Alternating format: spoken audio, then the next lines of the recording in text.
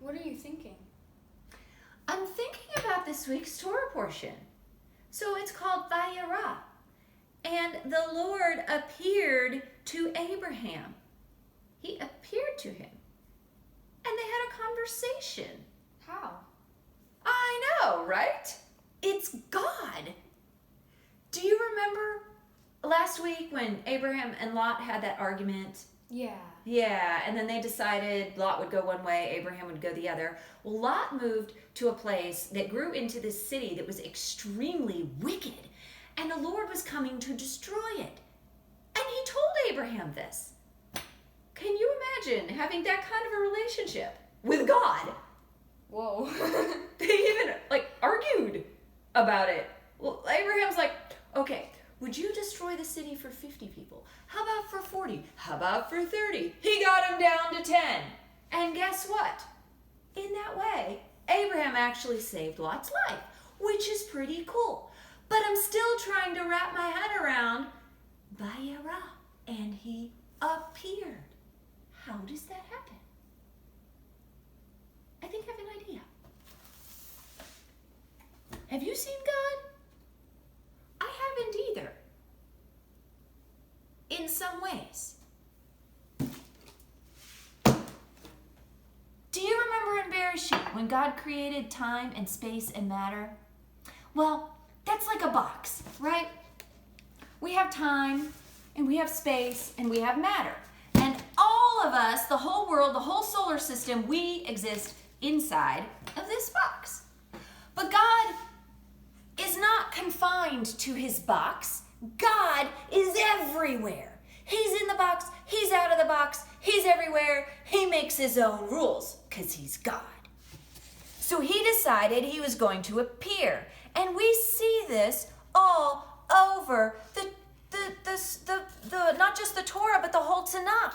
So last week's Torah portion, Genesis 16, Adonai appears to Hagar. And then this week's Torah portion, Genesis 18, Adonai appears to Abraham. And then later in chapter 22, he calls out to Abram from heaven. And then we see in Judges 13 that Adonai appears to Samson's parents, and they're terrified. They say, we're doomed to die. We've seen God. Because we're supposed to die if we see God, right? And yet, so many people see God and they don't. Joshua 5, Joshua meets the commander of Adonai's army. Judges 6, Adonai appears to Gideon. Genesis 32, Jacob actually wrestles with God. And Daniel 3, do you remember Shadrach, Meshach, and Abednego? Who was with them in the fire? That's right. It was Moshiach. It was Adonai. So, Vayera, how does God appear?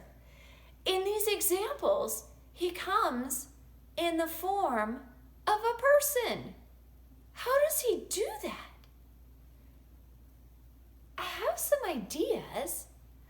I think one way might be tzimtzum. It's a contraction.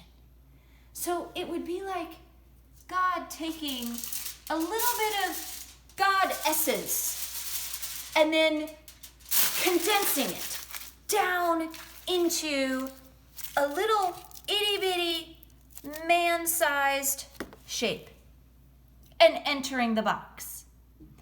In fact, Yeshua says, or actually in Philippians, your attitude should be the same as that of Messiah Yeshua, who being in very nature God, did not consider equality with God something to be exploited, but made himself nothing, taking the very nature of a servant, being made in human likeness. And being found in appearance as a man, he humbled himself and became obedient to death, even death on a cross. Therefore, God exalted him to the highest place and gave him the name that is above every name.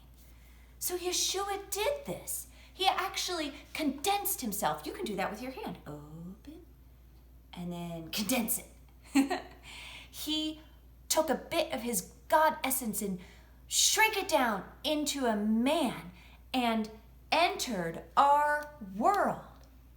That's one way, the biggest way, that Adonai appears to us. And other ways are something like Yeshua says he's the light of the world.